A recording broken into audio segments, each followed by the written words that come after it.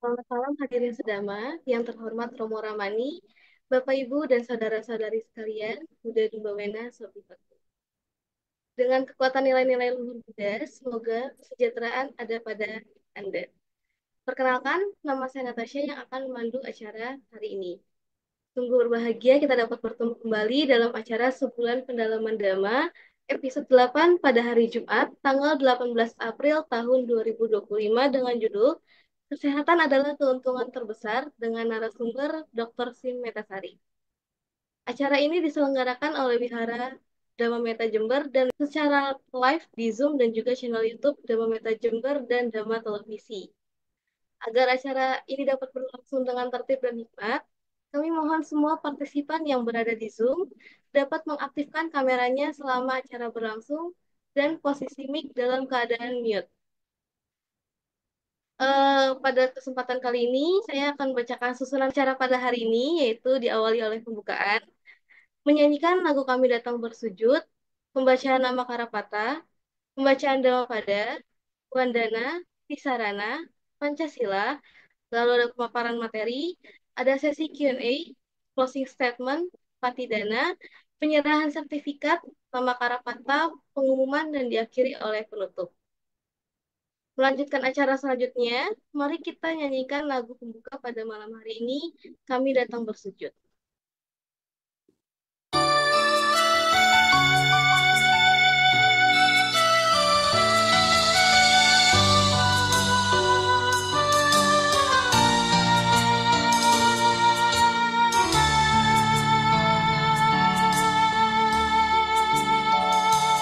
Duhai junjungan kami, Sang Buddha nan terpuji,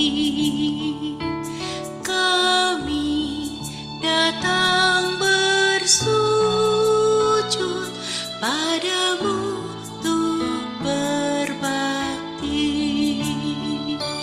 Hati tentram dan damai, tiada kebimbangan, merenungi namamu yang agung dan mulia, menghayati namamu yang luhur dan mulia.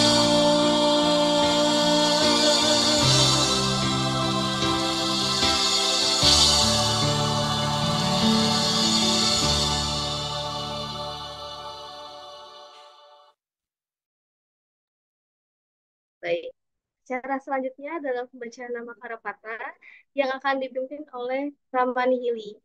Pada Ramani Hili, kami persilakan. Terima kasih, Natasha.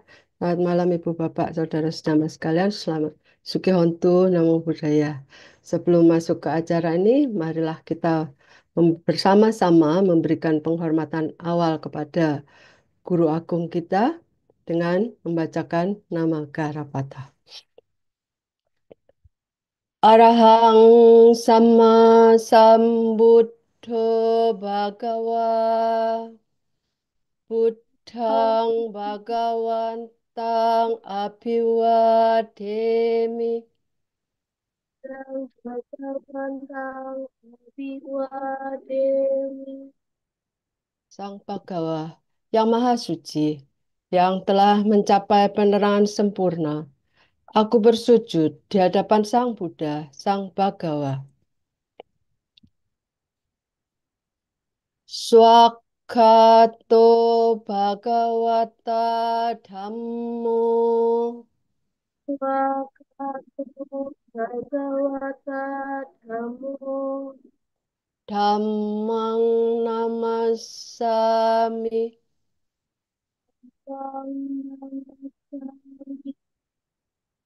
Dhamma telah sempurna dibabarkan oleh Sang Bhagawa. Aku bersujud di hadapan Dhamma.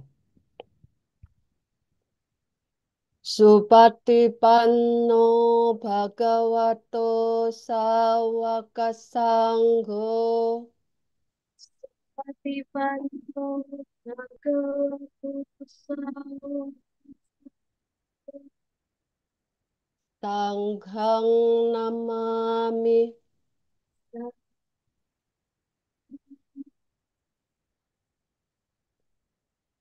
Sangha siswa sang bhagawa.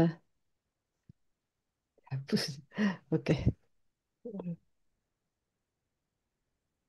Sangga siswa sang bhagawa telah bertindak sempurna. Aku bersujud di hadapan sangga.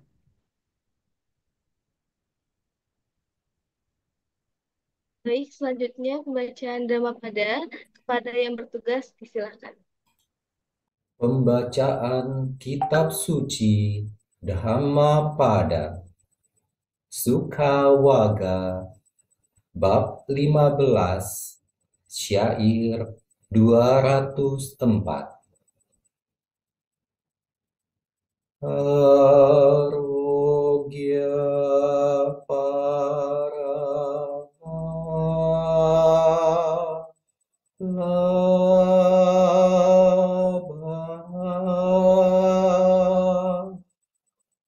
Santuti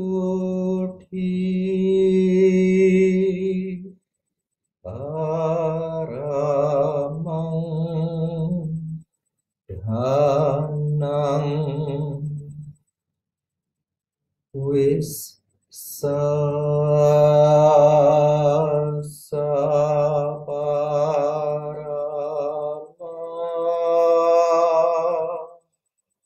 Nyati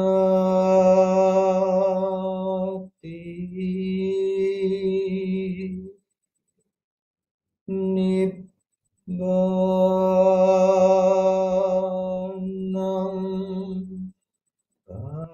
Paramang Sukhang, yang artinya kesehatan adalah keuntungan yang paling besar. Kepuasan adalah kekayaan yang paling berharga.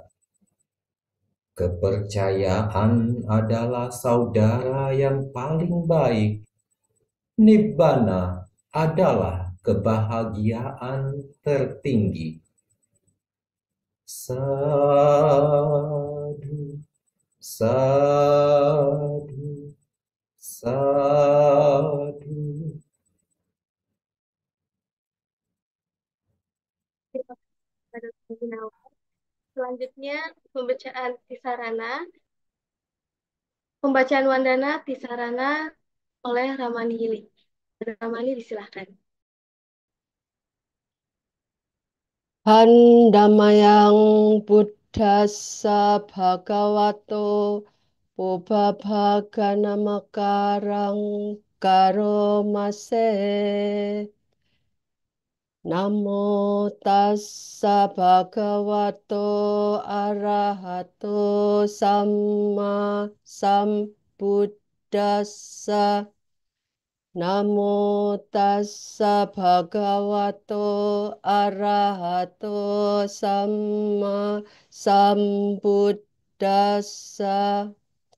Namo tassa bhagavato arahato samma sambuddhassa. Handamayang tisarana gamana patang banamase. Buddhang saranang gacchami. Dhammang saranang gacchami. Sanghang saranang gacchami. Dutiyampi buddhang saranang gacchami. Dutiyampi dhammang saranang gacchami. Dutiyampi sanghang saranang gacchami. Tatiampi buddhang saranang gacchami.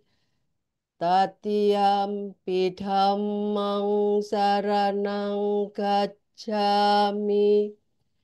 Tatiampi sanghang saranang gacchami. Handamayang pancasika padapatang vanamase.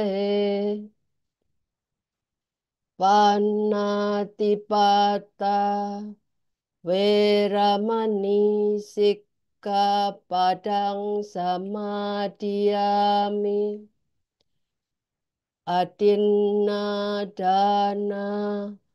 Weramani Sikkhapadang Samadhiyami. Kame Sumiccachara Weramani Sikkhapadang Samadhiyami.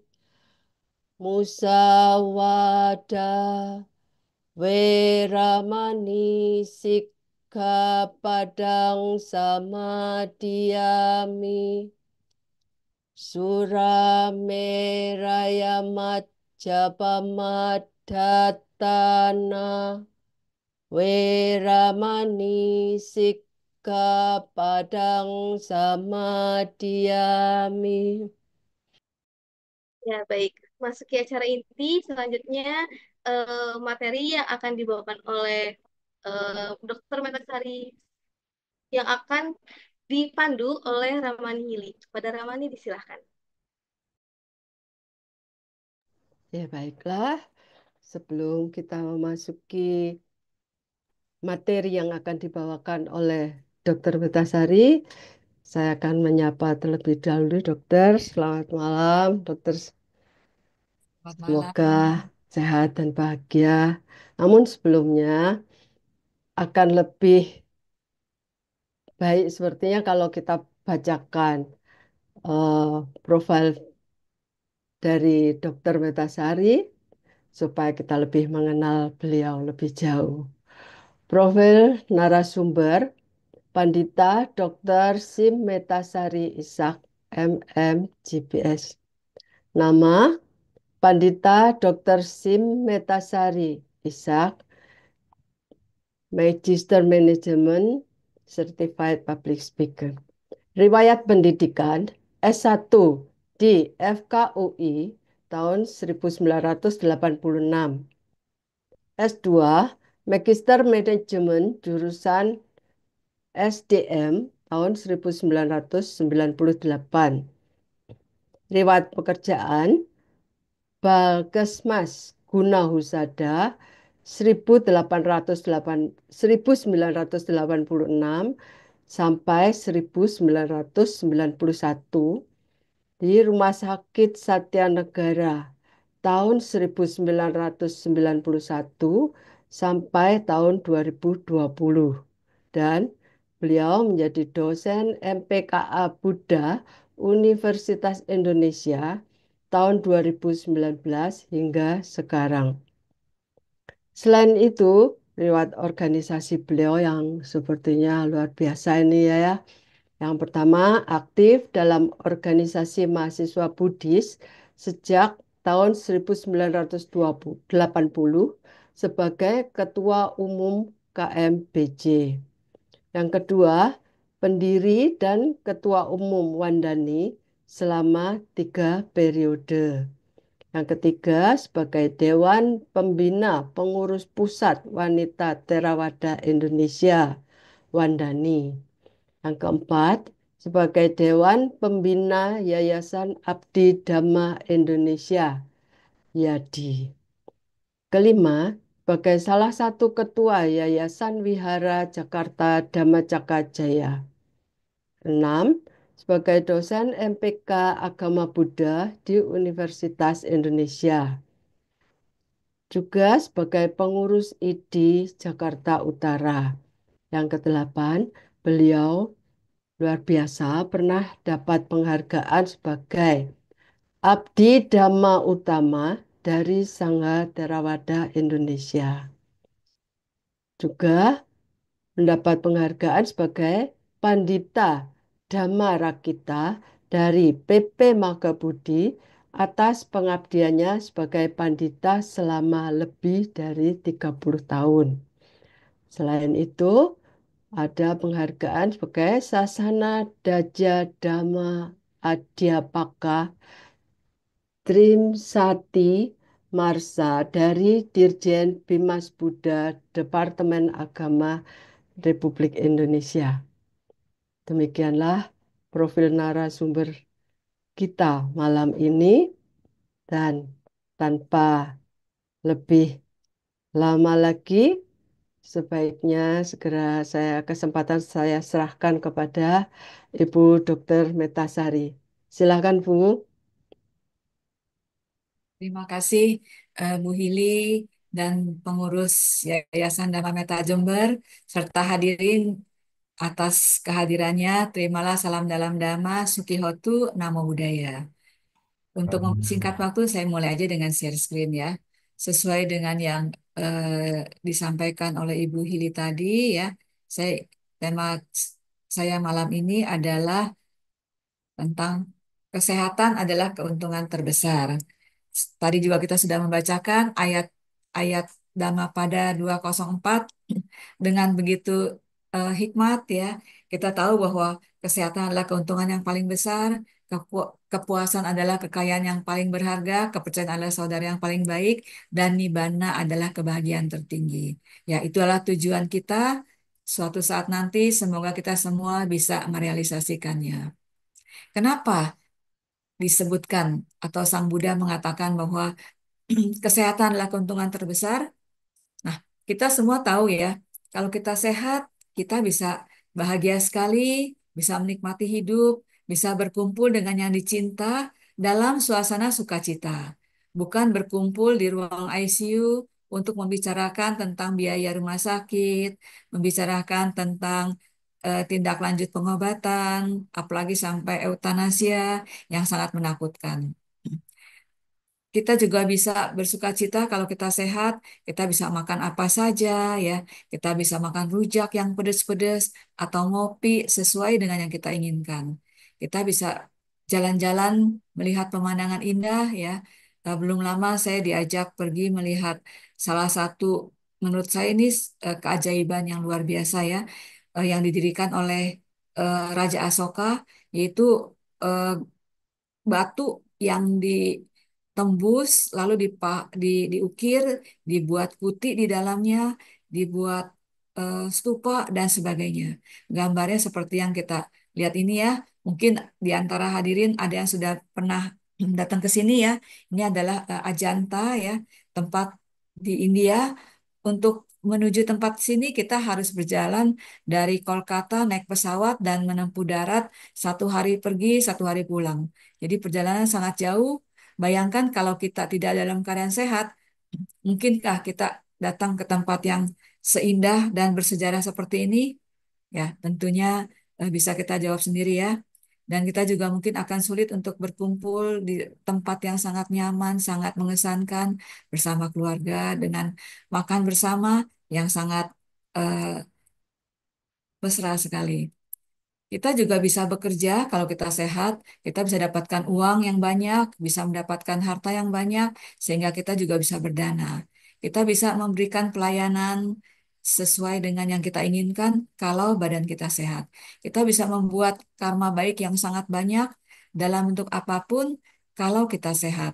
Kita bisa belajar, ya di mana kalau kita terus belajar kita bisa menjadi bijaksana, kita juga bisa ikut pabaja, bisa ikut latihan atasilani, dan kegiatan-kegiatan ritual lainnya, termasuk meditasi yang merupakan salah satu kewajiban kalau memang kita ingin merealisasikan nibbana melalui satu-satunya jalan, yaitu jalan tengah atau jalan mulia berunsur 8.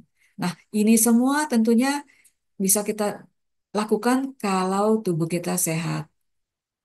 Saya kira semuanya setuju ya. Ya kita bisa, kalau kita nggak sehat, kita nggak bisa cari uang karena perlu biaya eh, berobat yang sangat besar. Mungkin kita juga sulit untuk berdana, mungkin juga kesulitan menjalankan sila, Pancasila aja juga mungkin sulit, apalagi atas sila ataupun yang lebih tinggi.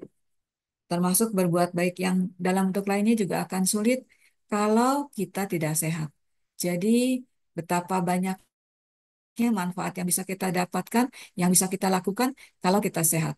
Mungkinkah kita beranjali seperti ini, berlutut di depan Bante, apalagi di depan Sang Buddha suatu saat nanti, kalau badan kita untuk duduk atau berdiri harus dipapah, ya, maka kita harus bersyukur kalau kita sehat. Kadangkala kita tidak menyadari kita beruntung saat kita sehat. Tapi ketika kita sakit, misalnya kita menderita gatal-gatal di kulit kita. Kalau hilang gatalnya, maka kita akan merasa bahagia sekali. Ya. Tapi kalau kita nggak sakit, ya mungkin kita nggak mensyukuri dan nggak merasakan kalau kita ini sebenarnya orang yang beruntung. Tapi setelah kita sakit, kita baru menyadari betapa untungnya kalau kita sehat. Mungkin ibu bapak juga paham ya, kalau sekarang harga obat itu sangat mahal sekali. Harga obat kemo misalnya ada yang sekali kemo perlu sekitar 40 juta. Kalau ada keluarga yang sakit di ICU, mungkin satu hari nggak cukup dengan biaya 5 juta. Kalau dulu orang masuk rumah sakit mungkin butuh uang beberapa juta, sekarang beberapa pasien yang dirawat di rumah sakit angka biayanya sampai miliar. Nah, jadi mahal sekali biaya pengobatan. Belum kalau yang menggunakan fasilitas BPJS misalnya. Kita harus mungkin harus mengantri ya untuk mendapatkan fasilitas kesehatan. Karena begitu banyaknya pasien yang membutuhkan layanan kesehatan. Dan kalau kita sakit, tentu penderitaannya itu kadang tak tertahankan. Ya, termasuk misalnya kalau kita sakit gigi, sakit kepala, sakit perut. Tapi saya berharap ibu bapak yang rajin ikut puja bakti, ikut Zoom, tidak menderita sakit ya. Tapi kalau menderita sakit, bisa dibayangkan betapa penderitaan yang harus dialami. Selain itu, kalau kita sakit, kesempatan untuk mencari uang atau harta kita akan hilang dan ada yang menjadi jatuh miskin. Belum lama, bulan lalu, cicit dari seorang tokoh umat Buddha mengalami sakit kanker otak. Keluarganya sudah menjalani operasi untuk beberapa kali dan dengan obat kemo sampai uangnya habis, ya katanya udah habis-habisan dan membutuhkan uluran tangan dari umat Buddha mengedarkan list dana untuk mendapat dukungan dari masyarakat, khususnya umat Buddha. Jadi, bisa kita bayangkan orang yang kaya raya bisa jatuh miskin karena uangnya habis untuk berobat. Dan kalau kita sakit, kita semua juga tahu ya kita menjadi orang yang nggak produktif, apalagi yang tugasnya adalah misalnya buruh harian. Ya, buruh harian bukan hanya kuli panggul misalnya, termasuk dokter juga buruh harian.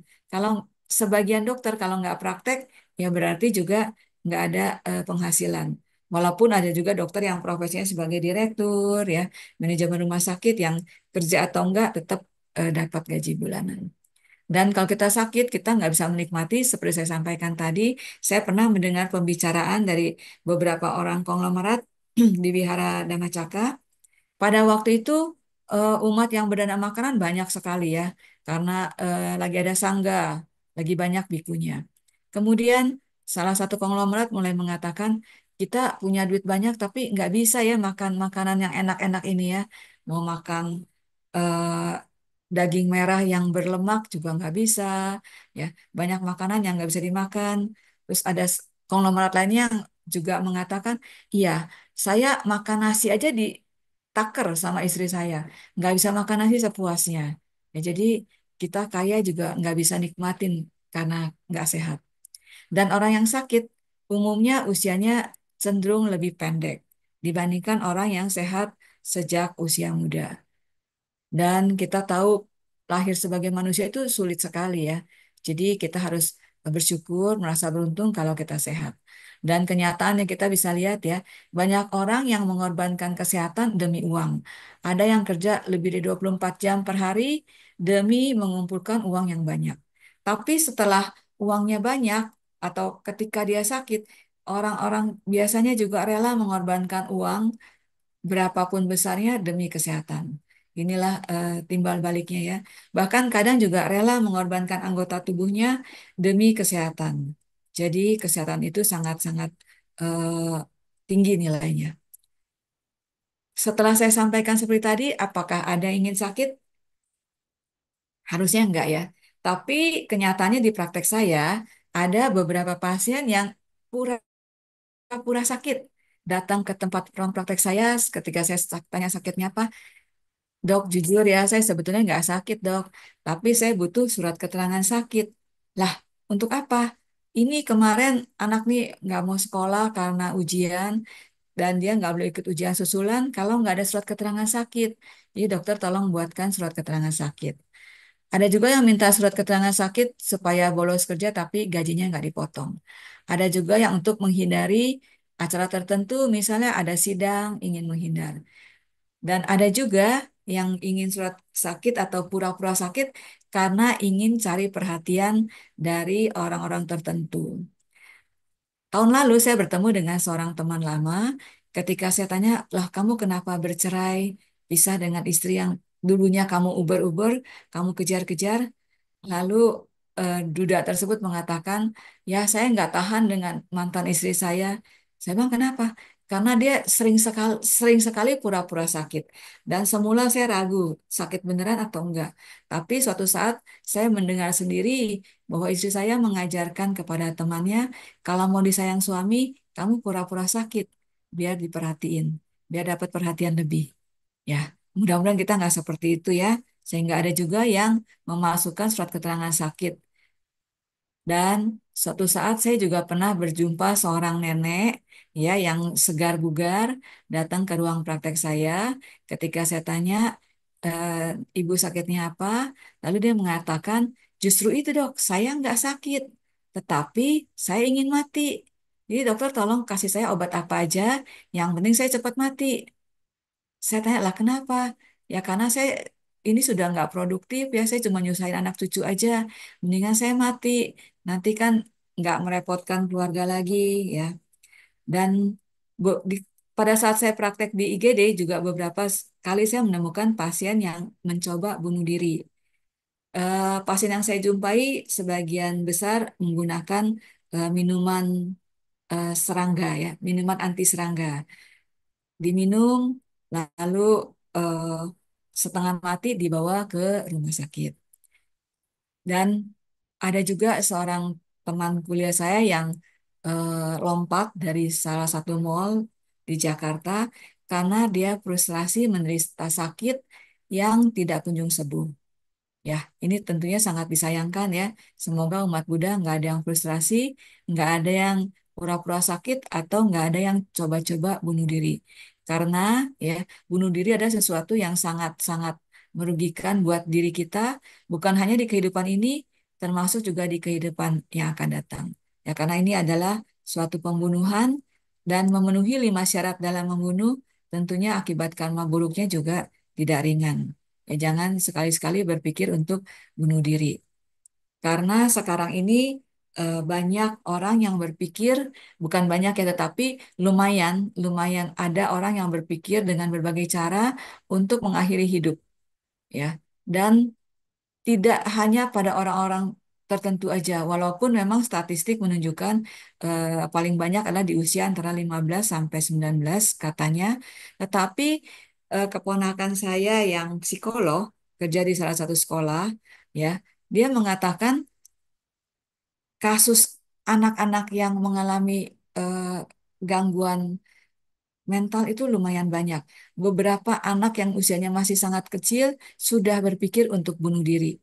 Ya, jadi hati-hati ya kalau punya anak ya, perhatikan jangan sampai dia bad mood dan berpikir nekat ya. Dan orang yang bunuh diri juga tidak tergantung status sosial.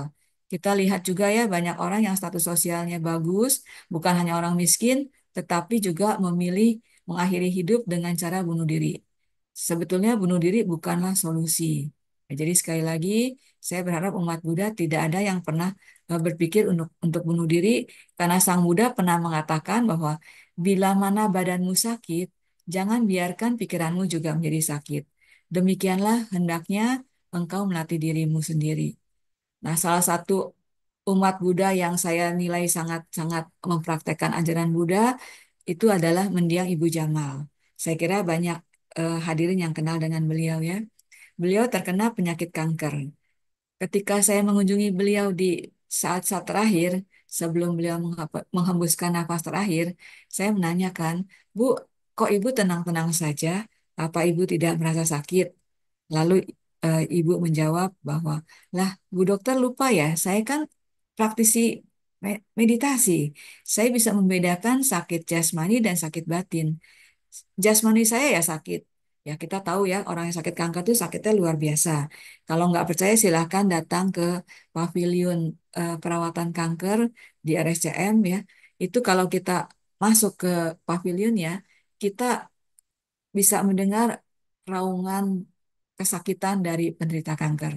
Dan biasanya orang yang sakit kanker itu tidak bisa hilang rasa nyerinya dengan obat penghilang sakit yang biasa. Biasanya dia membutuhkan obat-obat narkoba seperti morfin, petidin, untuk mengurangi rasa sakitnya. Tapi Ibu Jamal ini bisa melewati hari-harinya dengan tenang, dengan pikiran yang baik. Nah, inilah pentingnya umat Buddha untuk paham, membedakan sakit jasmani dan sakit pikiran, agar bisa tetap tenang, di mana hal tersebut sangat penting untuk menentukan di mana kita terlahir kembali setelah kematian kita. Sang Buddha pernah mengatakan bahwa kelahiran sebagai manusia itu sangat sulit sekali, ya. Bahkan salah seorang tokoh kita ya, mendiang Pak Wawon, mungkin semua juga banyak yang kenal. Beliau mengatakan kalau saya meninggal nanti saya ingin dilahirkan sebagai manusia lagi. Kenapa, Pak? Karena kesempatan berbuat baik itu paling banyak kalau terlahir di alam manusia, kata beliau. Padahal para Bante juga sering berceramah betapa sulitnya seseorang terlahir sebagai manusia setelah kematiannya. Banyak guru-guru Abhidhamma yang juga yang mengatakan bahwa rumah sejati kita adalah alam apaya. Jadi kalau kita sampai bisa terlahir sebagai manusia, itu kita betul-betul harus bersyukur. Itu adalah sesuatu yang sangat luar biasa. Itu adalah hal yang sangat-sangat berharga yang harus kita syukuri.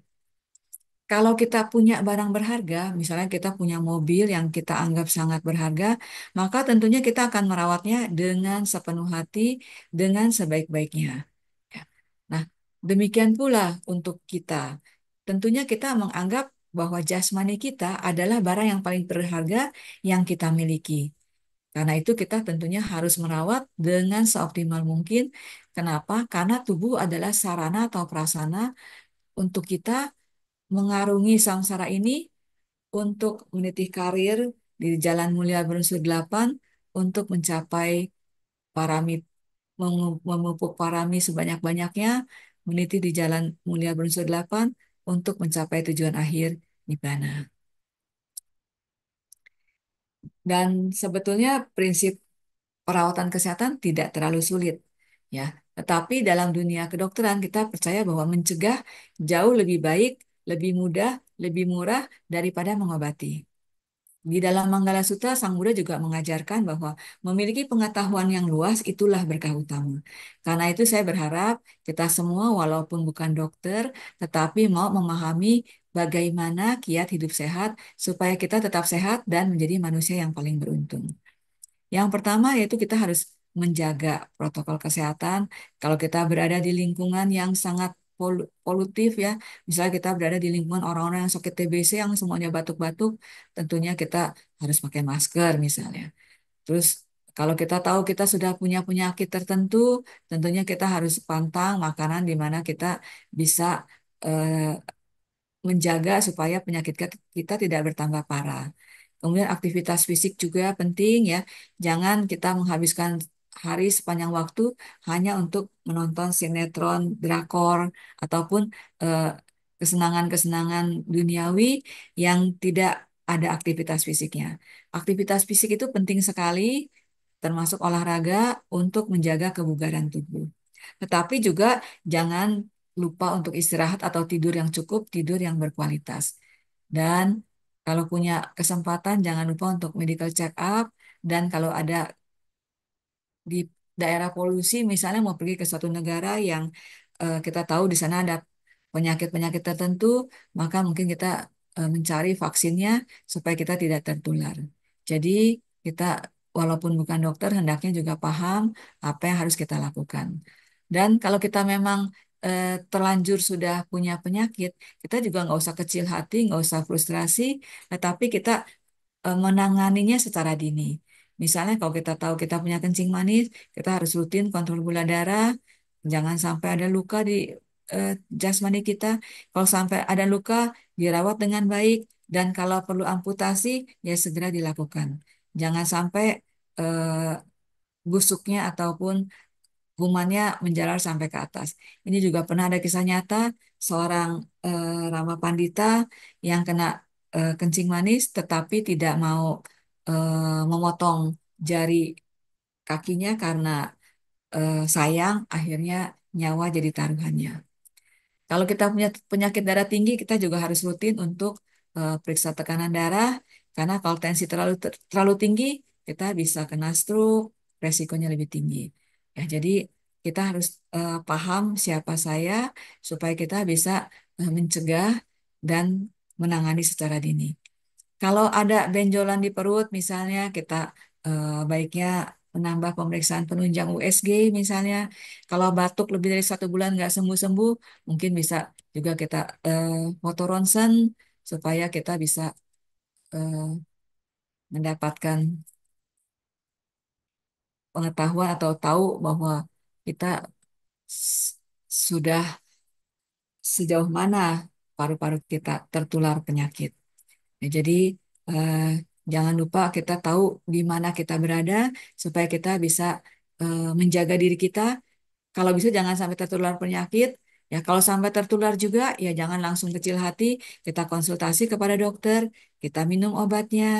Ya, misalnya kita tahu, wah tinggi badan kita kok semakin turun ya. Nah, ini salah satu petanda, wah jangan-jangan kena kropos tulang. Ya, dan lebih baik tadi saya katakan mencegah jauh lebih baik, lebih mudah dan lebih murah daripada mengobati. Jadi jangan lupa kita minum kalsium, terutama juga pada ibu hamil ya, karena kalau bayi dalam kandungan kekurangan kalsium itu juga berdampak nggak baik buat sang anak ke depannya. Jangan lupa minum vitamin D, dan vitamin D ini hendaknya diperiksa kadar dalam darah kadarnya berapa. Kalau kadarnya terlalu rendah, dosisnya bisa ditambah. Kalau dosisnya kadarnya udah cukup, dosisnya bisa dikurangin. Konsumsi sayuran hijau, jangan junk food terus ya. Rutin olahraga, hindari rokok, alkohol, dan kalau memang curiga ada keropos tulang, periksa kepadatan tulang untuk memastikan apakah memerlukan obat khusus atau tidak. Ya, jadi kita bisa mencegahnya. Ya, kalau kencing manis, jangan lupa untuk rutin periksa gula darah. Kalau belum berani periksa darah, mungkin bisa tahap awal, periksa dulu air seninya ya. Air seninya bisa taruh di botol, kita lihat. Kalau malam kita taruh, pagi disemutin nggak? Kalau ada semutnya, itu salah satu juga kita kena kencing manis. Kalau ternyata gula darahnya tinggi, ada luka, ya secepatnya berobat. Kalau perlu, ya diamputasi, jangan ditunda-tunda.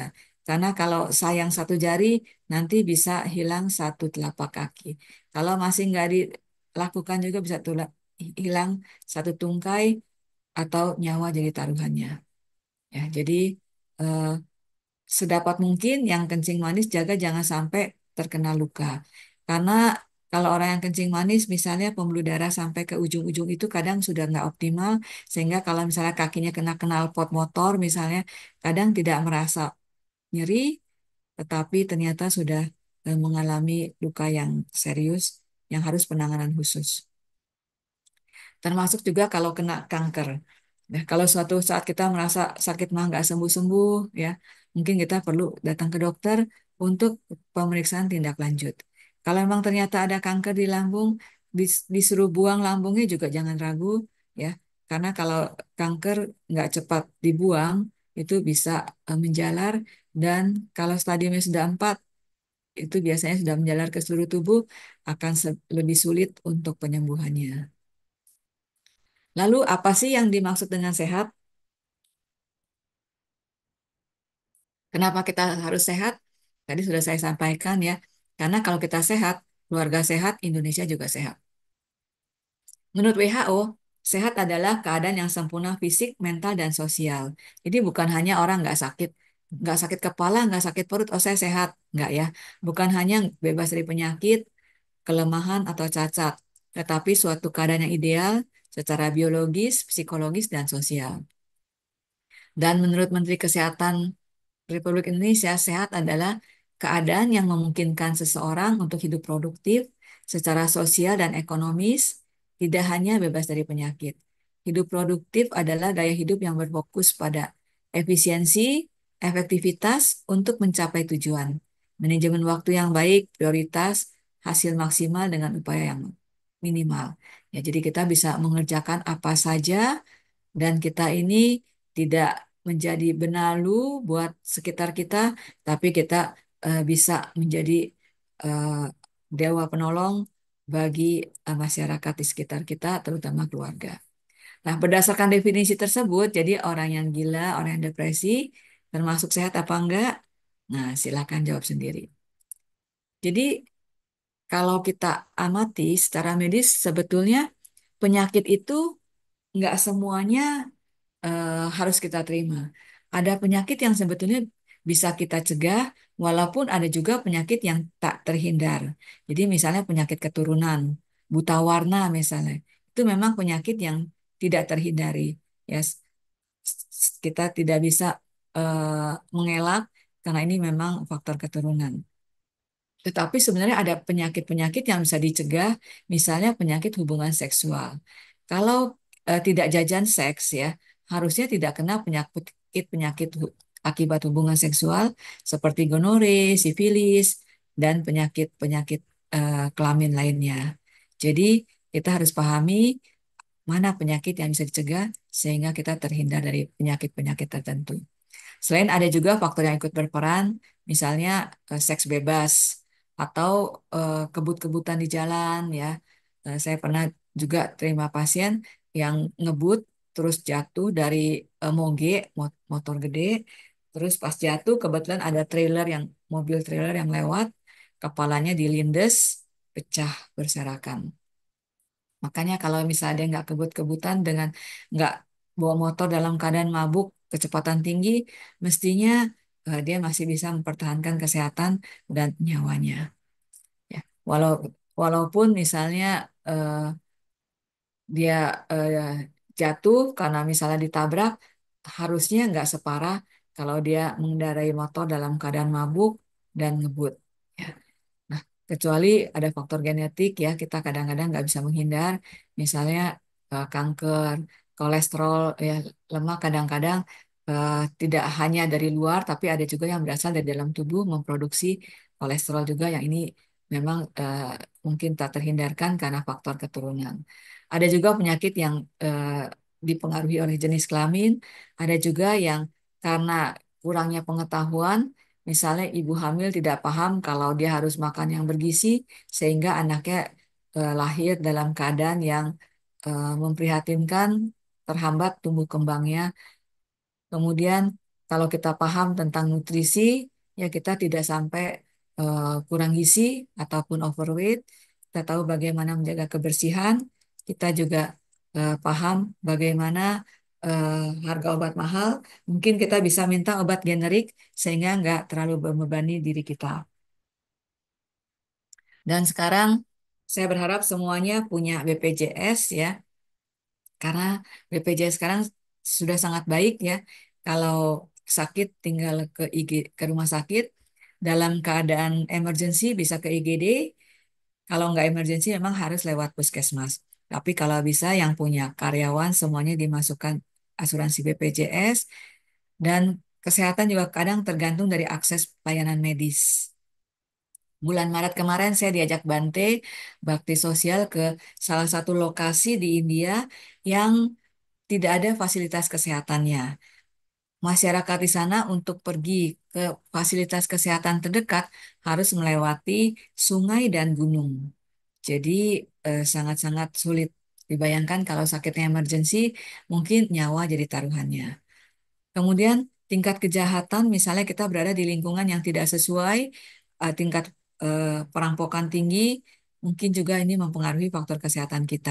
Saya juga pernah dapat pasien yang datang dengan memegang lengan bawahnya karena putus ditebas oleh perampok. Ya, jadi karena dia mempertahankan tasnya dan rampok itu sudah nekat dengan pisaunya, goloknya dia tebas tangan eh, orang yang mempertahankan tasnya tersebut sehingga sang perampok mengambil lengan bawah beserta tasnya. Tapi lengan bawahnya berhasil diambil kembali, tinggal tasnya aja. Jadi ini pun ikut mempengaruhi faktor kesehatan.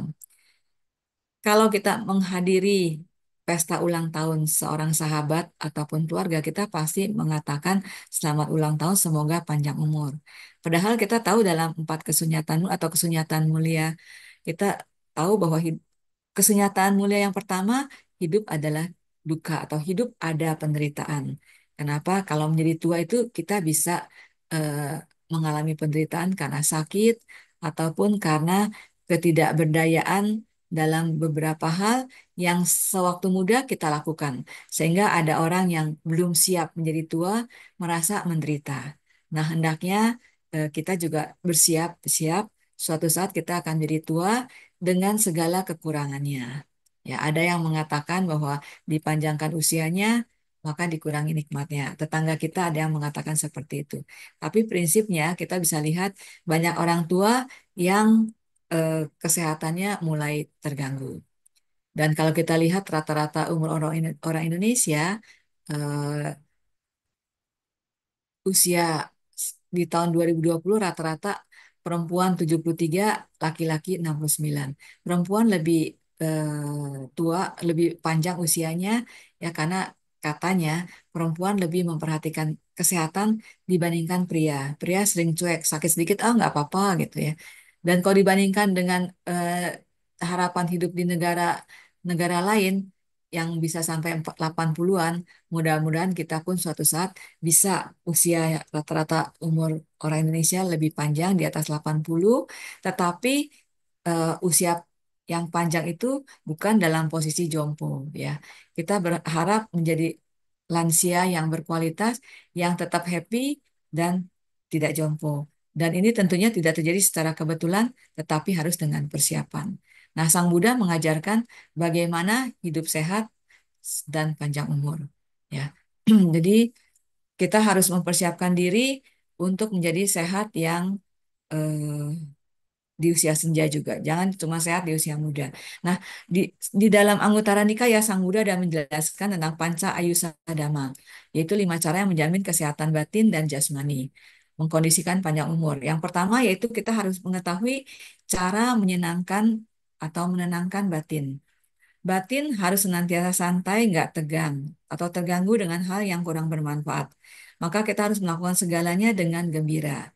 Jaga dan kelola batin, maka kesehatan akan terjaga dengan baik. Jadi ini penting sekali ya, karena dalam segala hal, kalau kita lakukan dengan senang hati, termasuk juga ketika kita berdana, berbuat baik, maka pahalanya akan jadi superior.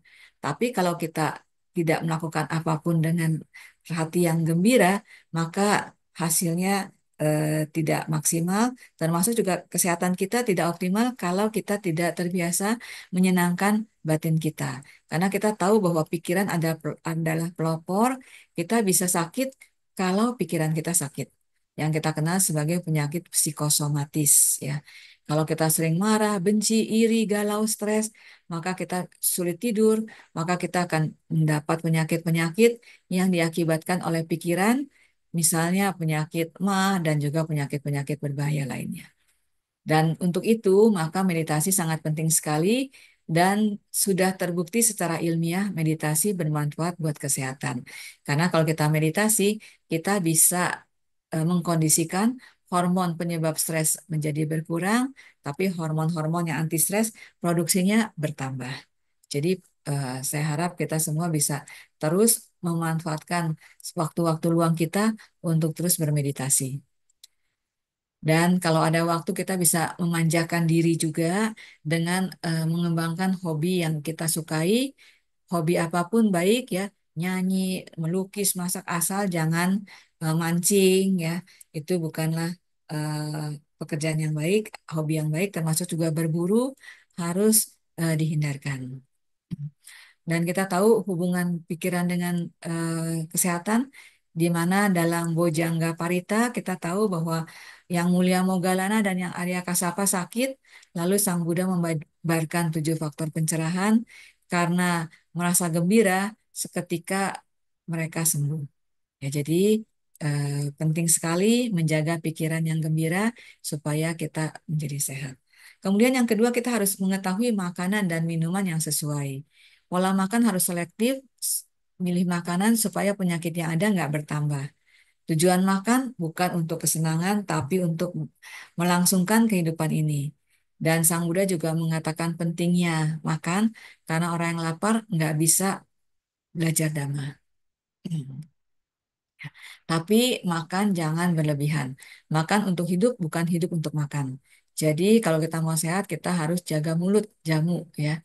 Jadi ini juga contoh-contoh ya, bagaimana kita bisa mengkonsumsi makanan yang seimbang, tidak hanya karena sukanya cuman sama eh, salah satu makanan, makan itu aja ya, tapi hendaknya bervariasi, aneka sayur, aneka buah, dan juga ada lauk, pauk, dan juga karbohidratnya.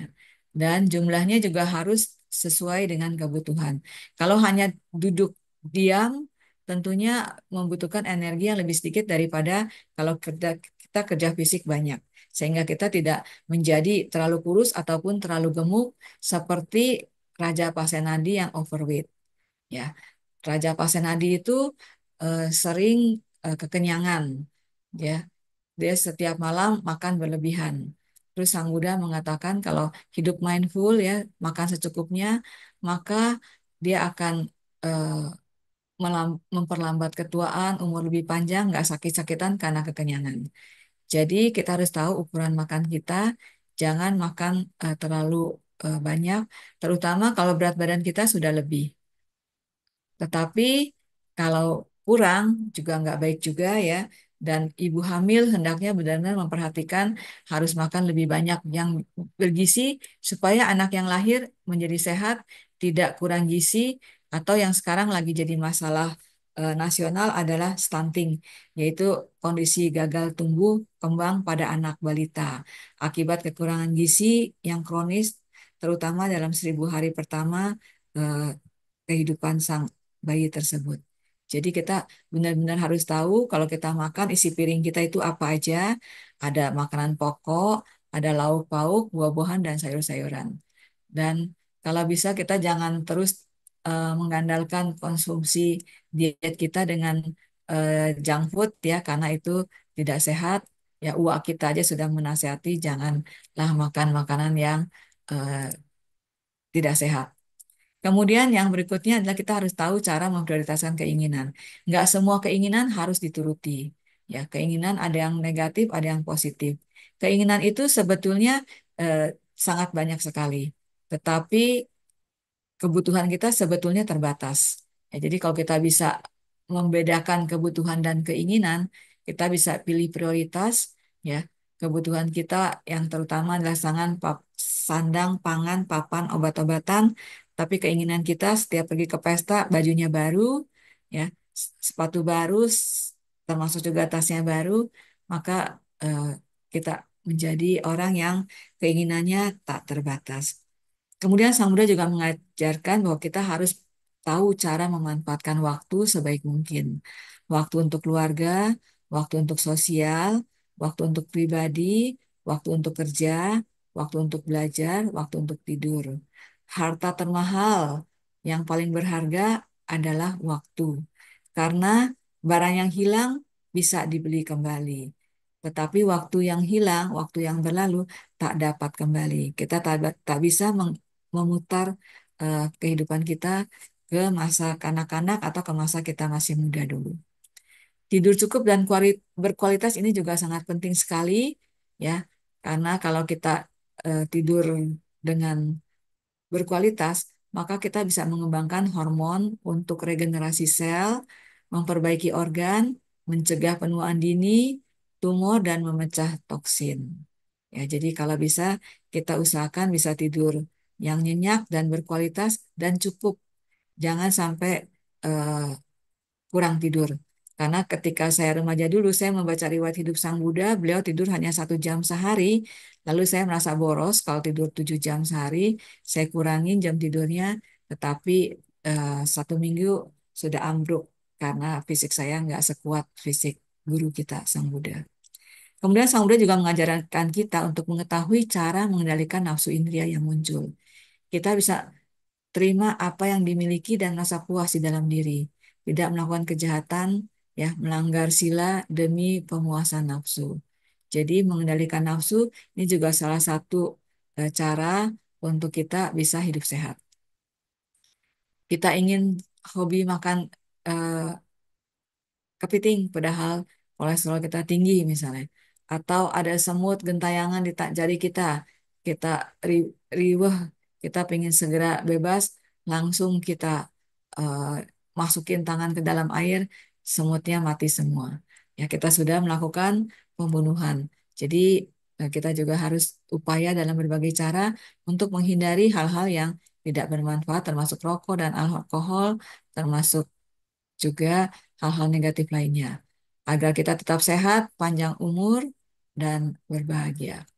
Di dalam Abhidhamma Atthasanggaha, di sana dijelaskan dengan sangat rinci bahwa tubuh manusia itu dibentuk, dipengaruhi oleh cita, utu, kama, dan ahara. Nah, ini 4 hal yang sangat mempengaruhi tubuh jasmani kita, yang tentunya harus kita perhatikan agar semuanya dalam kondisi optimal.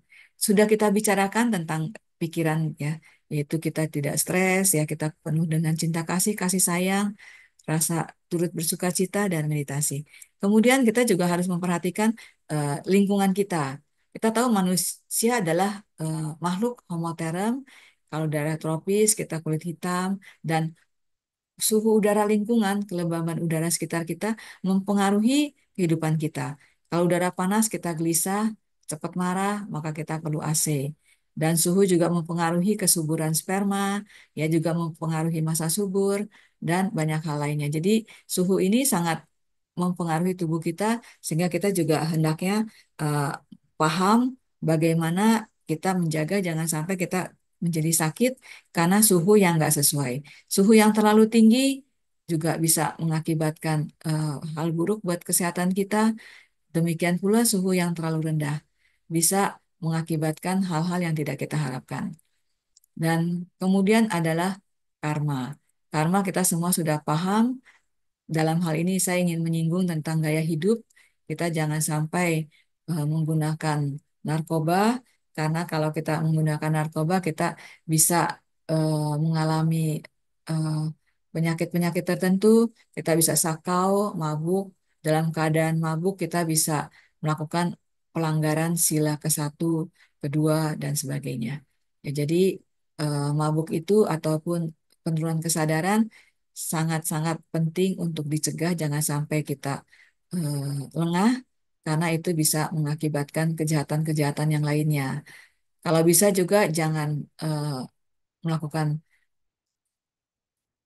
hubungan seks dengan orang yang bukan istri atau suami yang sah agar tidak hamil di luar nikah, atau harus melakukan aborsi yang berujung pada pembunuhan juga.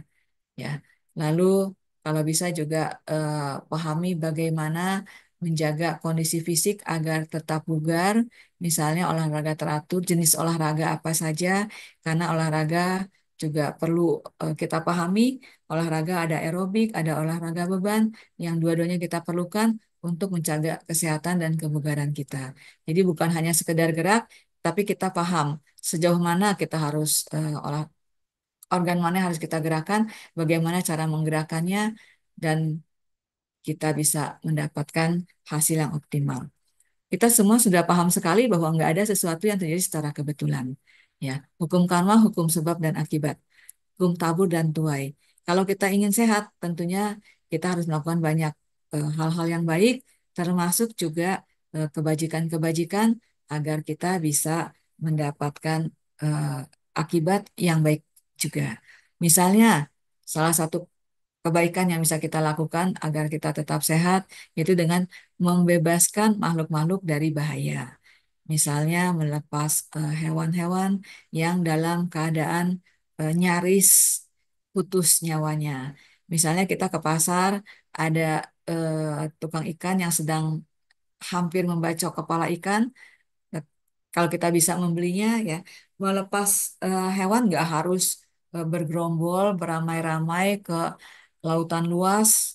Kita bisa membelinya di pasar satu dua ekor yang memang nyawanya nyaris putus, ya.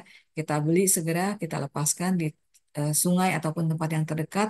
Atau kalau kita melihat hewan dalam keadaan kebanjiran, kita gendong, kita evakuasi. Ini pun termasuk melepaskan makhluk dari bahaya, dan kita tentunya akan mendapatkan eh, kesehatan juga ataupun umur yang lebih panjang karena kita mengkondisikan makhluk lain berusia lebih panjang. Atau dana obat-obatan kepada biku ataupun kita bakti sosial pengobatan di daerah lokasi yang membutuhkannya. Kita karena kenapa kita lakukan itu karena kita percaya pada hukum karma, di mana juga ada sebuah kisah nyata di Tiongkok di mana seseorang yang eh, berdasarkan banyak hal harusnya dia sudah meninggal, tapi karena dia terus-terus berbuat baik, akhirnya dia eh, kehidupannya bertambah panjang sehingga eh, semua merasa bersyukur karena dia sudah melewati masa-masa sulitnya akibat kebaikan-kebaikannya. Mungkin nanti kalau ada waktu bisa saya sampaikan cerita ini secara lebih detail, kenapa sampai hal ini bisa terjadi. Nah, ini adalah seorang ibu yang masuk Guinness World Record ya karena usianya sampai 119 tahun. Jadi semoga suatu saat usia orang Indonesia juga bisa panjang ya. Ini juga ibu kita ya, mungkin ada yang kenal. Beliau juga sudah berusia di atas 90 tahun. Harus kita syukuri juga. Ya, jadi kalau kita memang mau kita usaha, seharusnya kita juga bisa mendapatkan kesehatan karena kita yakin bahwa itu adalah sesuatu yang baik yang harus kita lakukan. Karena dalam Dhammapada 198 Sang Buddha juga mengatakan, sungguh bahagia hidup tidak berpenyakit di antara orang-orang yang terkena penyakit. Ya, sementara itu yang ingin saya sampaikan. Kalau ada yang mau bertanya, silakan. Ya, Ibu. Terima kasih, Bu Meta. Luar biasa penjelasan dari Ibu tentang menjaga kesehatan. Nah, tadi saya mendengar penjelasan Ibu ya. Ini sementara menunggu pertanyaan-pertanyaan yang masuk, Bu. Tadi saya sangat tertarik itu tentang kalau orang sakit lambung dan diminta lambungnya dibuang, sebaiknya dibuang juga lah. Kalau amputasi kaki, tangan itu saya bisa memahami, Bu. Tapi kalau lambung dibuang itu gimana, Bu? Ya, Lalu makanan masuknya kemana, Bu? ya, baik Bu. Ya, kebetulan ini terjadi pada mertua saya. Ayah mertua saya pada suatu saat dia sakit rematik, lalu dia minum obat penghilang sakit dan ternyata lambungnya itu berdarah.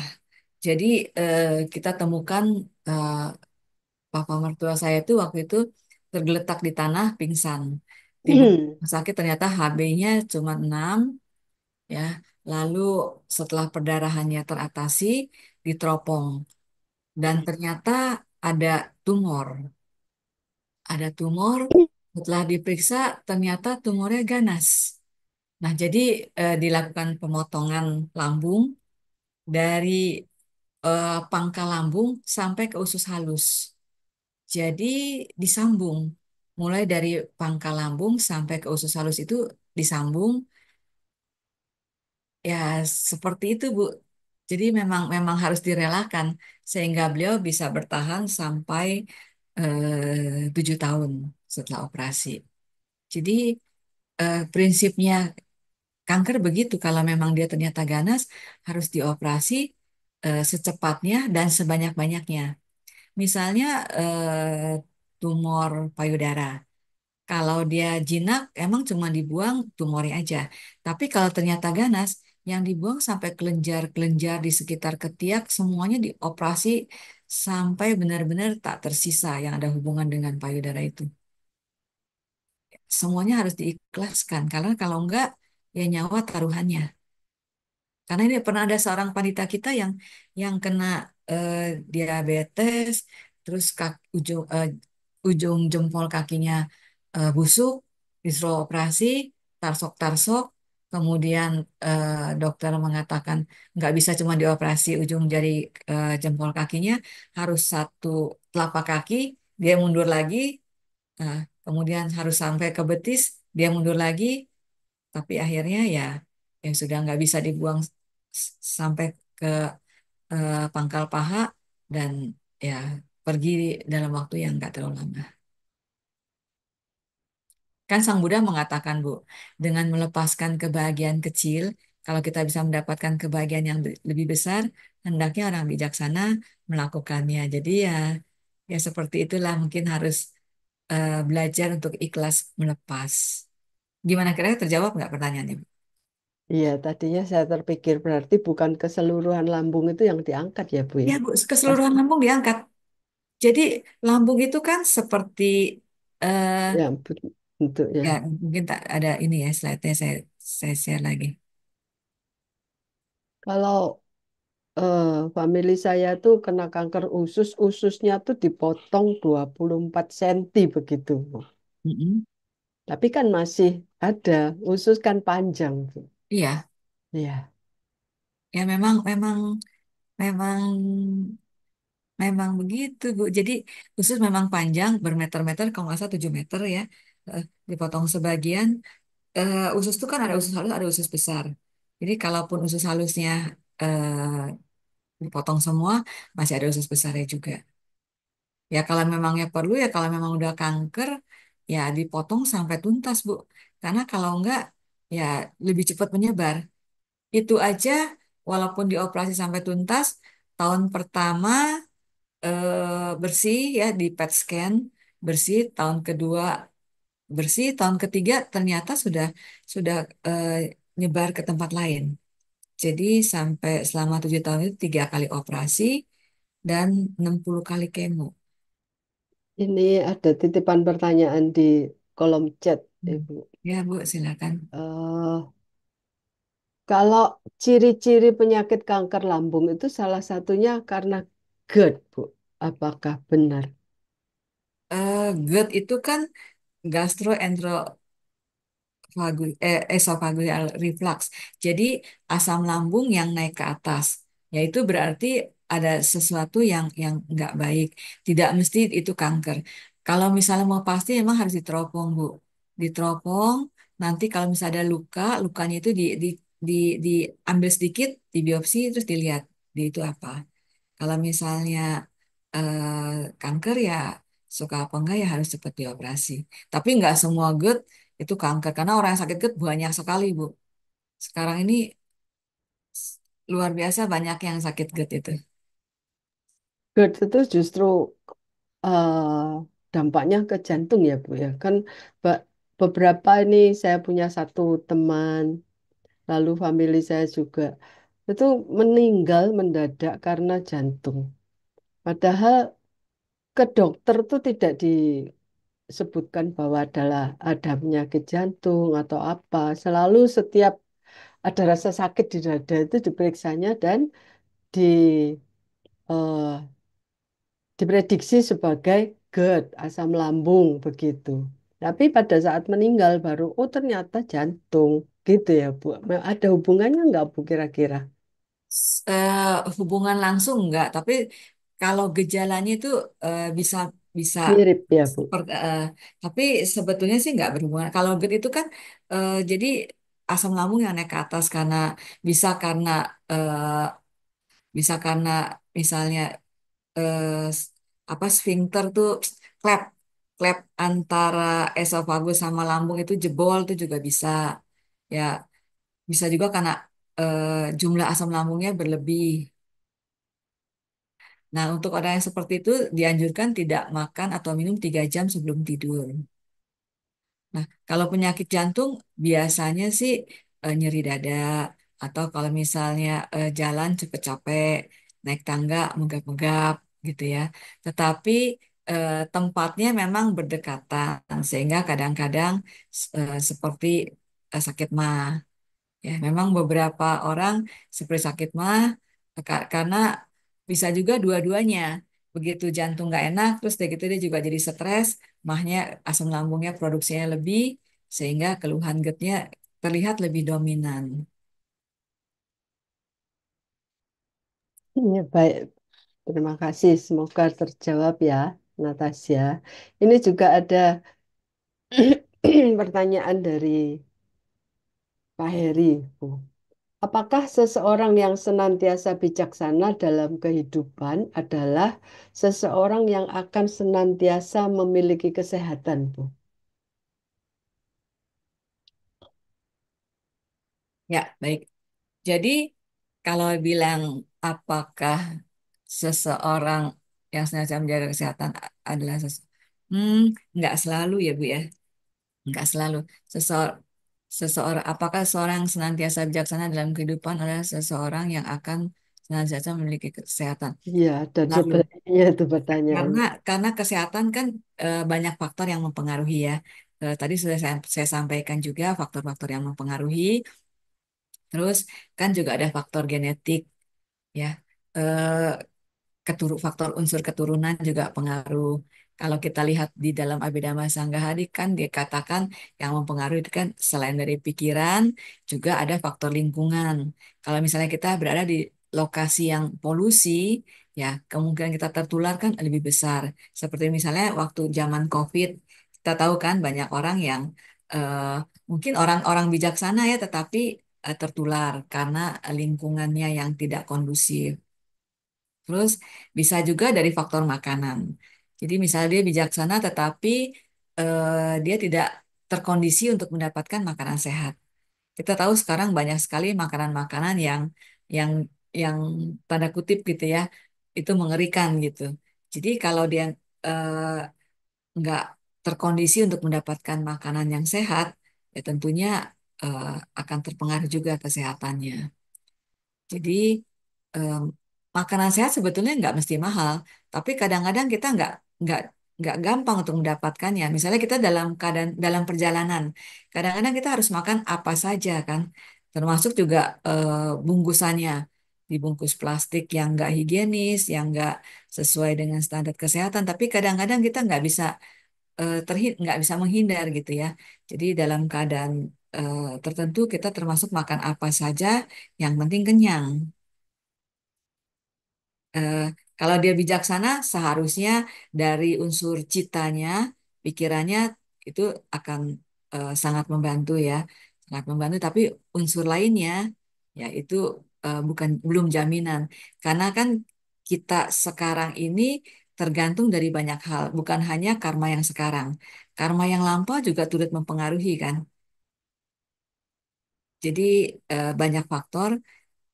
Kalau dibilang seseorang yang senantiasa bijaksana dalam kehidupan adalah seseorang yang akan senantiasa memiliki kesehatan, ya kemungkinan iya, ya kemungkinan iya karena dia akan selalu berusaha memperhatikan kiat-kiat hidup sehat.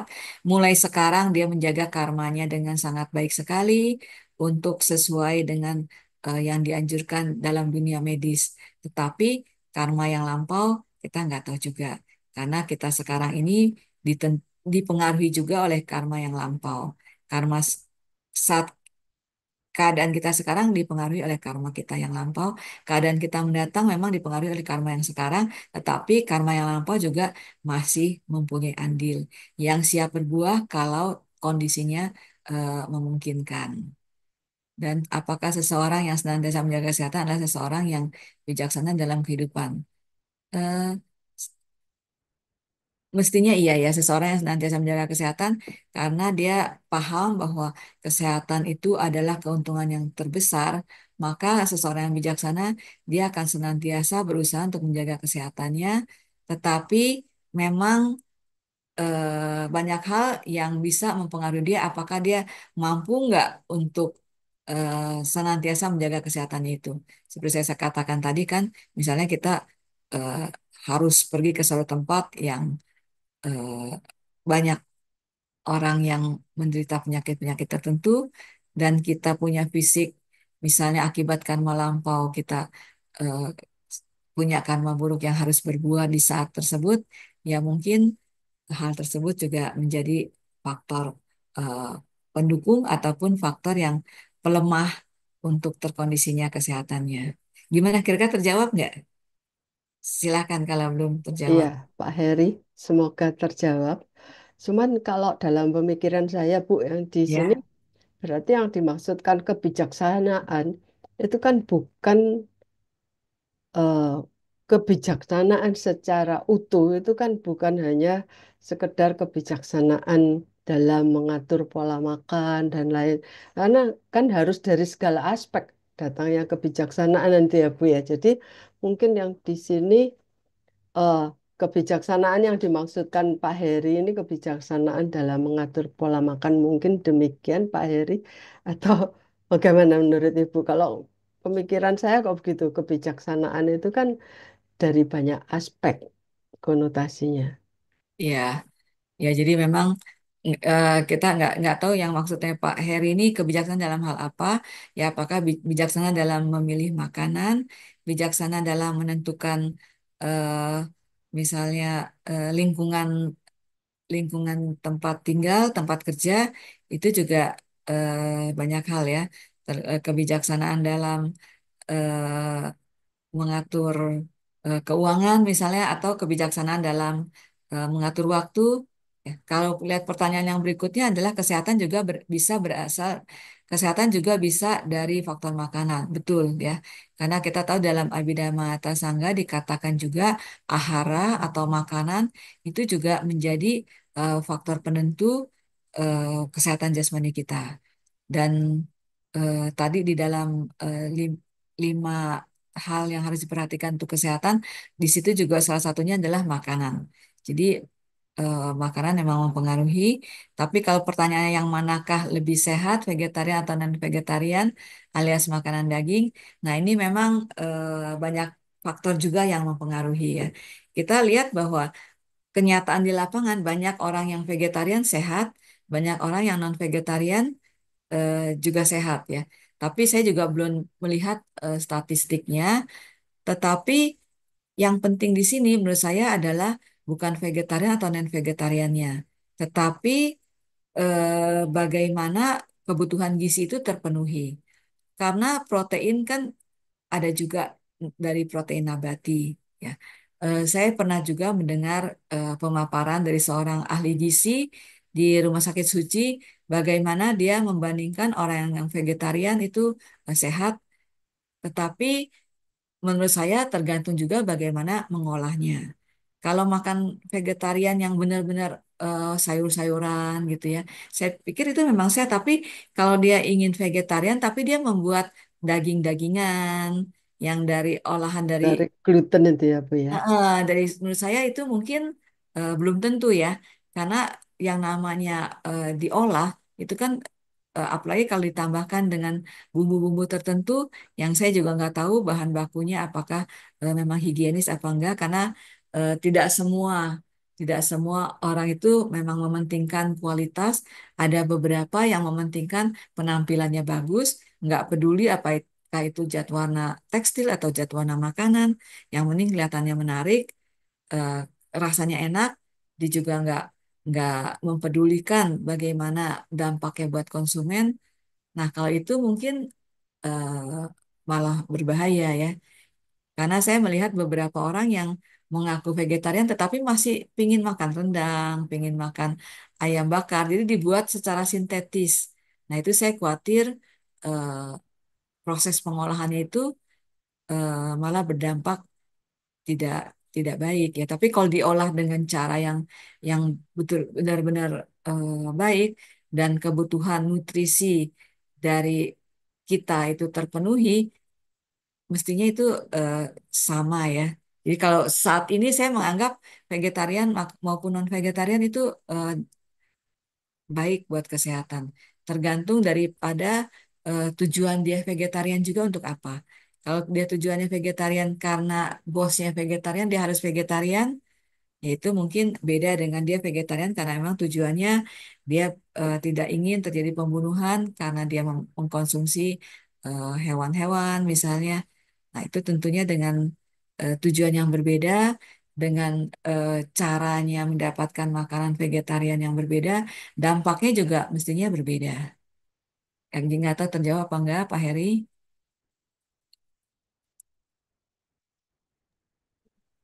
Mudana, kata Pak Heri, Apa? Bu. Oh iya, silakan kalau Eh, masih belum jelas kita diskusi lagi. iya. Lalu ini ada pertanyaan, Bu. Bagaimana jika ketika sakit meninggal ya? Ketika sakit meninggal.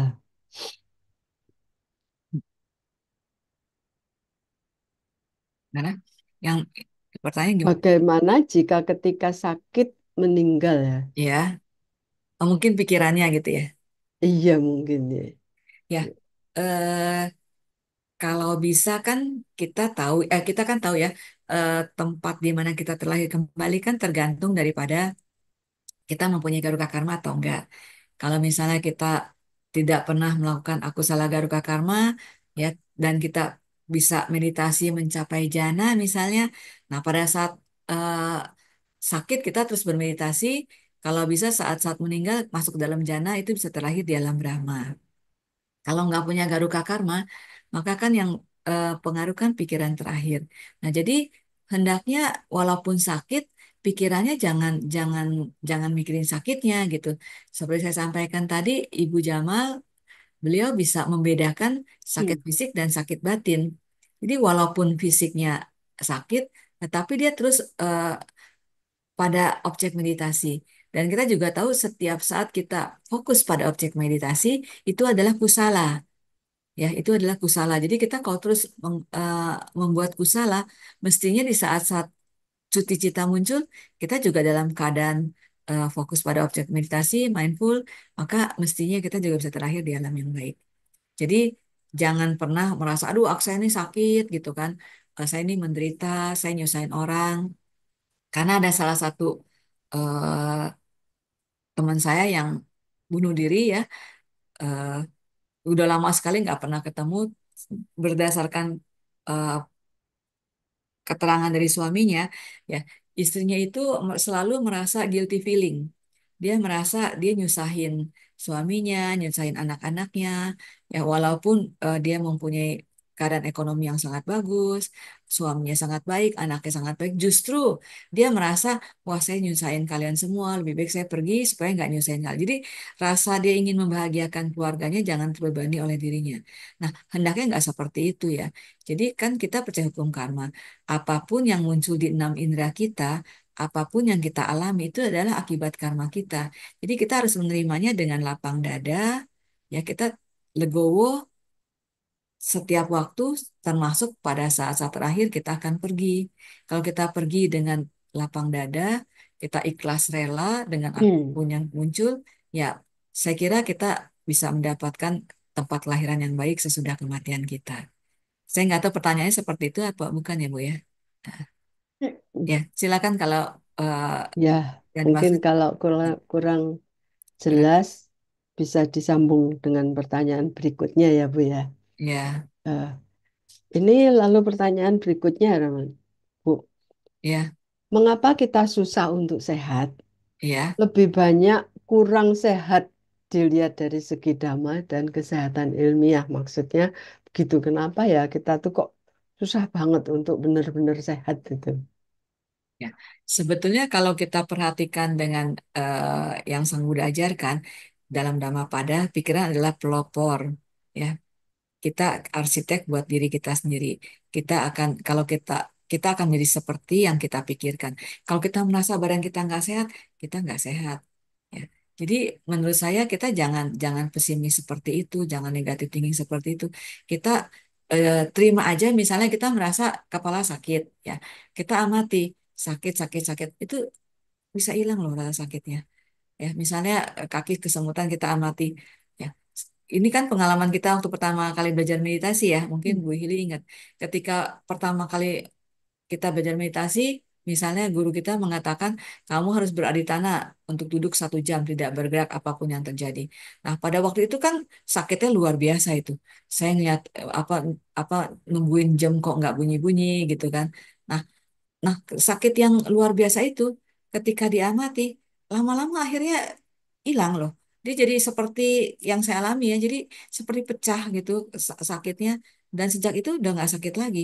Ya, jadi kita jangan merasa kita tuh nggak sehat. Saya ini kok penyakitan ya. Ya, hendaknya nggak seperti itu. Mungkin kalau boleh saya cerita, saya ini dilahirkan sebagai anak yang unwanted child. Ya, saya lahir ini sangat kecil, kurus, ya, sakit-sakitan, kata mama. Saya 3 kali jatuh dari loteng karena ketiup angin, karena kecilnya badan saya, minum obat nggak gemuk-gemuk. Nah, tetapi setelah belajar dhamma, ya kita paham apapun yang kita terima adalah akibat karma. Ya kita Ya, saat ini saya ya merasa ya tidak seperti waktu masih kecil dulu kata mama penyakitan. Makanya saya di keluarga paling kecil, paling pendek, paling jelek dibandingkan kakak-kakak saya yang lain. Ya sudah nggak apa-apa, terima aja. Ini adalah akibat karmaku. Aku kan lahir dari karmaku sendiri. Jadi saran saya jangan pernah merasa saya kok nggak sehat ya. Harus optimis ya. Optimis saya ini bisa sehat. Ya, minimal ya saya akan menerima kalau misalnya dari tangan sakit ya ke dokter. Kenapa tangan saya sakit? Sekarang kan saya sarankan semua punya BPJS. BPJS kan gratis ya kan. Tinggal sampaikannya kenapa sakit. Kalau perlu di ronsen. Setelah dipastikan nggak ada penyebabnya. Oh ini mungkin cuman eh, perasaan aja. Udah, biasanya akan sembuh kecuali kalau kita nggak periksa, waduh saya sakit apa, jangan-jangan saya kanker ya.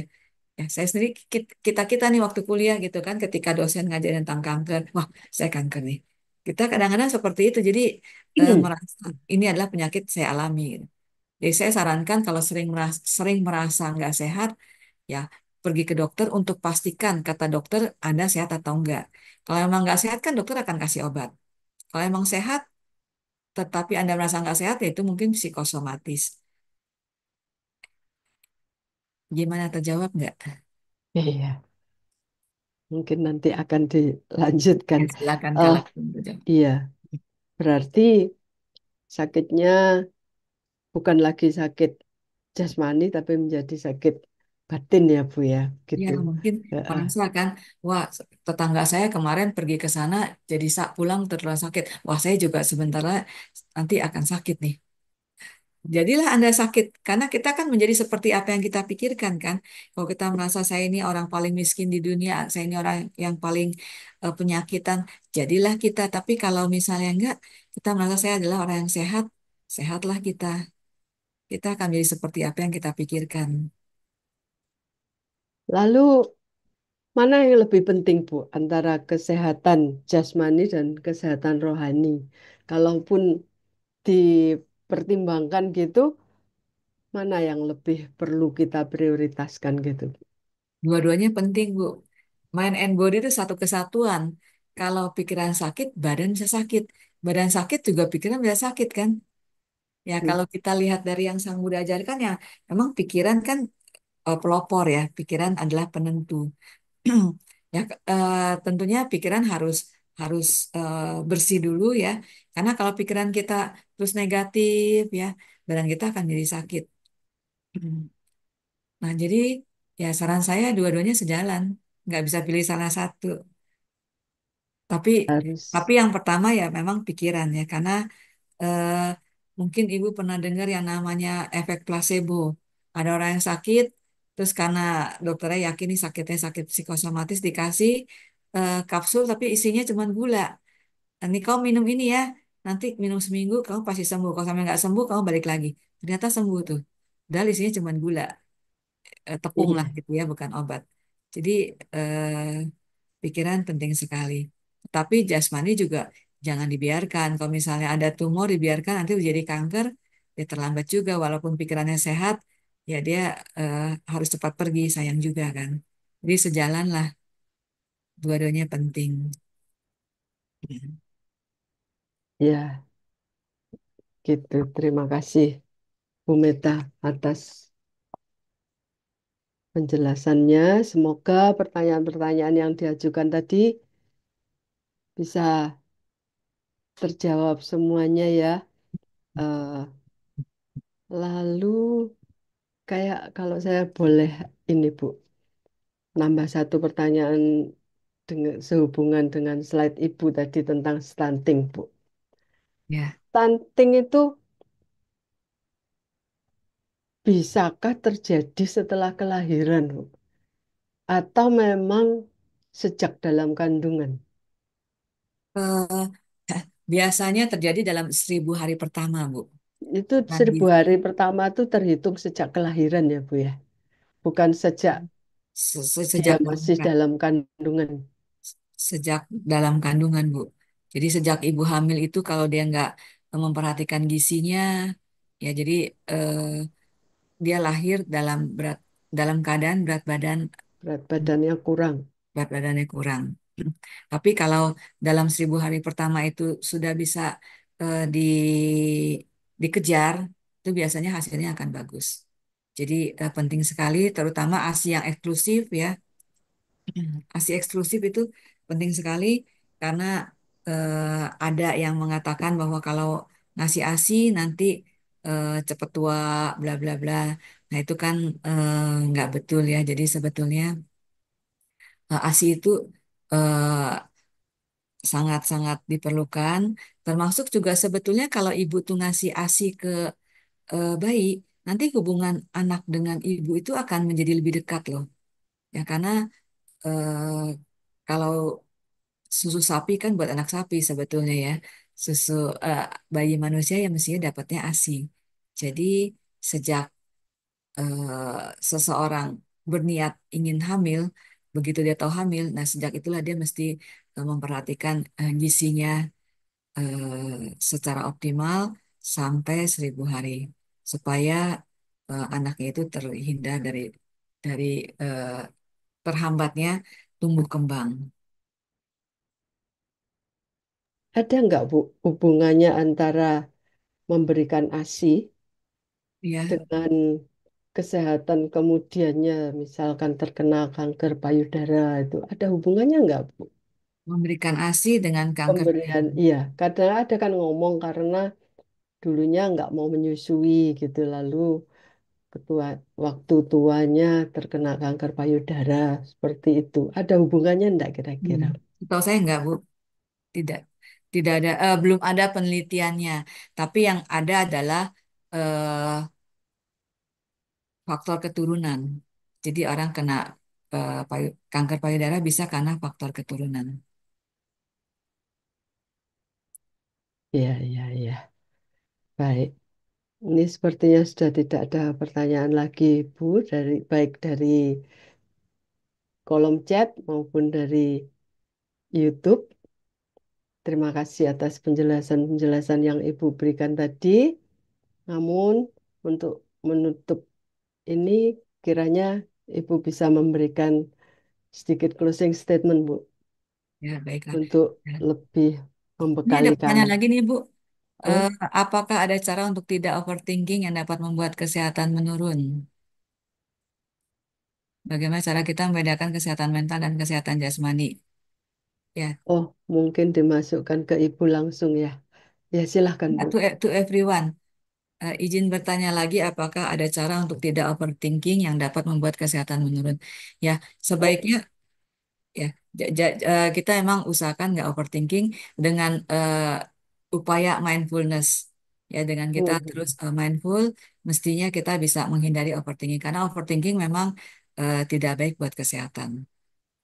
Lalu bagaimana cara kita membedakan kesehatan mental dan kesehatan jasmani?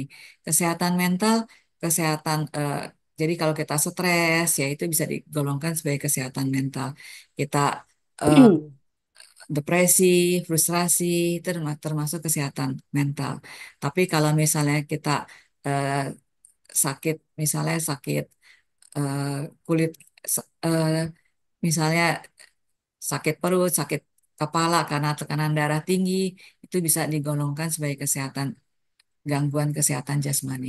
Jadi kalau misalnya kena penyakit kencing manis, kena penyakit jantung, itu bisa digolongkan sebagai kesehatan jasmani. Jadi fisik kita mengalami gangguan, tekanan darahnya terlalu tinggi atau terlalu rendah, ya, gula darahnya terlalu tinggi, itu juga tergolong sebagai kesehatan jasmani yang terganggu. Ya, gimana terjawab? Jadi Natasha yang nanya, ayo Nat, terjawab nggak Nat? Jawab sama Ani, terima kasih. Terjawab dokter, terima kasih. ya, Selanjutnya silakan Bu, barang Ibu oh ya. bisa memberikan closing statement. Ya, sesuai dengan tema kita hari ini bahwa kesehatan adalah keuntungan yang terbesar, maka saya berharap semuanya eh, mau untuk memperhatikan kesehatannya agar mendapatkan keuntungan yang terbesar.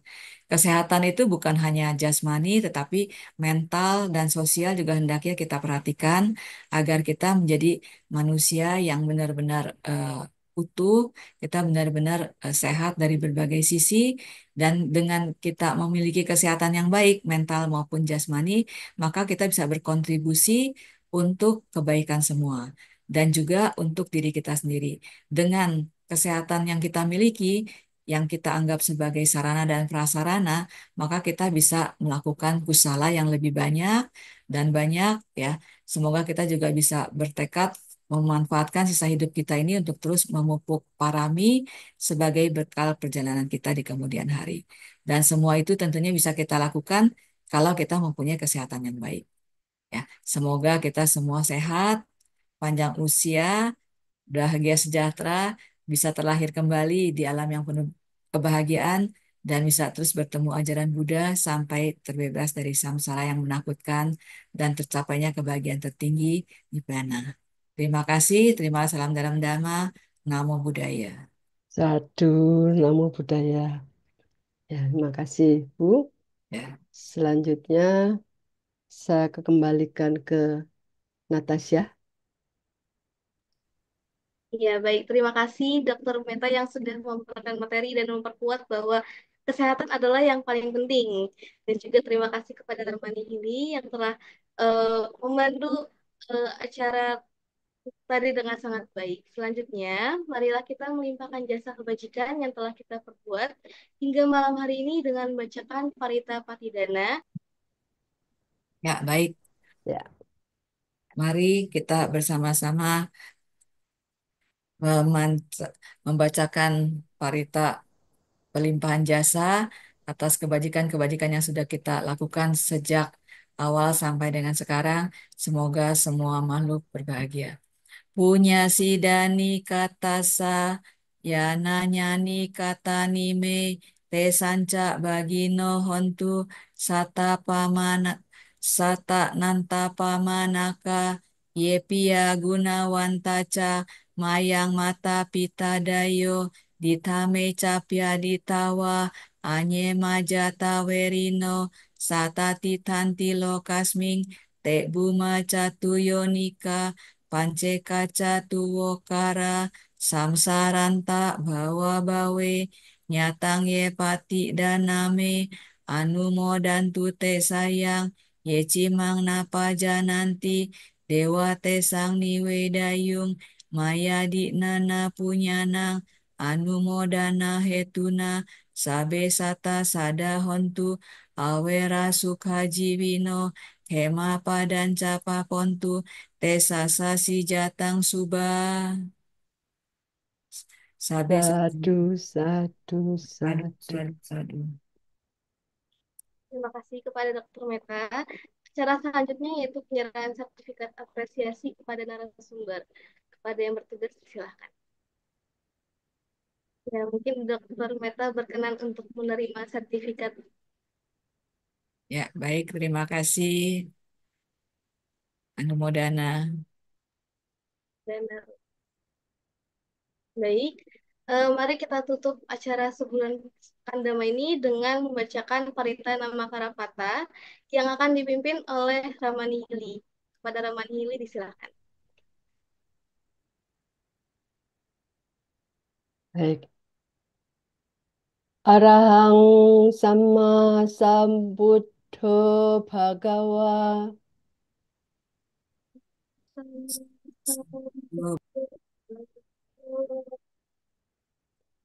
Buddhang Bhagawantang Abhiwademi.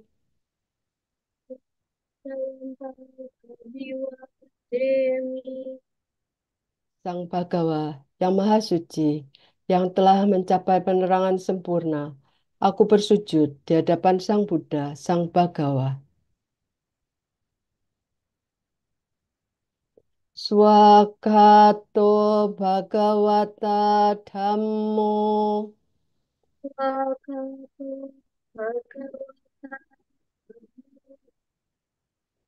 Dhammang Namasami.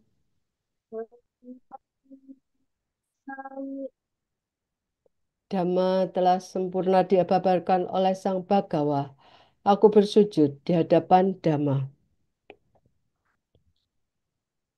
Supatipanno Bhagavato Sawaka Sangho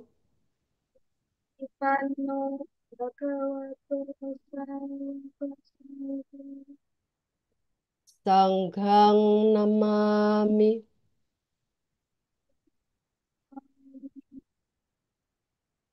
Sangha siswa Sang Bhagawa telah bertindak sempurna. Aku bersujud di hadapan Sangha. Terima kasih kepada Ramanihili. Acara selanjutnya, saya akan bacakan puisi karya Kotedi. Apa arti kehidupan? Apa tujuan kehidupan? Apa makna kehidupan? Satu demi satu dipertanyakan. Hidup tujuannya apa? Mencari-cari, akhirnya menemukan. Hidup tujuannya kebahagiaan. Hidup penuh dengan kesehatan. Bukan emas yang paling berharga, melainkan kesehatan yang paling berharga. Jasmani sehat mendukung batin. Batin sehat membentuk hidup yang sempurna. Hidup tujuannya kebahagiaan sejati. Tiada lagi luka ataupun duka. Tiada lagi derita yang fana. Tubuh adalah sarana bagi pelita hati. Ia yang sehat, ia yang bisa menjaga diri, maka dhamma pun hidup dan berkembang dalam dirinya. Hidup berarti mengisi kebaikan, menanam liaran benih kehidupan dan kebajikan. Setiap hari, setiap saat, di mana saja, kelak berbuah manis, terkondisi dengan luar biasa. Semoga kesehatan hidup terpelihara, sempurna dengan baik. Semoga keuntungan tertinggi kesehatan, menyokong pencapaian kebahagiaan sejati selama-lamanya. Acara selanjutnya yaitu pengumuman.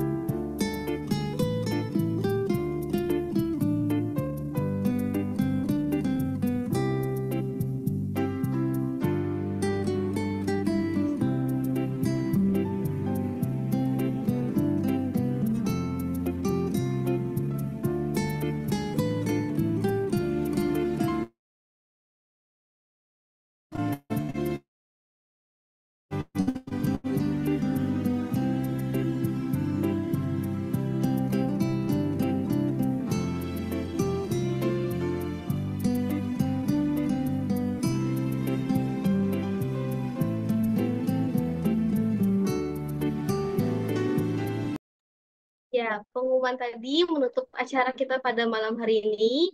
Akhir kata, kami mohon maaf jika ada kekurangan dalam acara ini. Dan terima kasih kepada yang terhormat Romo Ramani, Bapak Ibu, dan saudara-saudari Sedharma yang telah mengikuti sebulan pendalaman Dhamma malam ini hingga selesai. Semoga kita terus bersemangat melakukan kebajikan, khususnya di bulan Waisak ini. Saya, Natasha, pamit undur diri. Sukihotu, selamat malam, dan selamat beristirahat. Selamat malam, terima kasih Natasha. Terima kasih Terima Bu kasih, Dokter Ramani. Meta. Terima kasih seluruh panitia acara ini. Sukihontu Namo Buddhaya.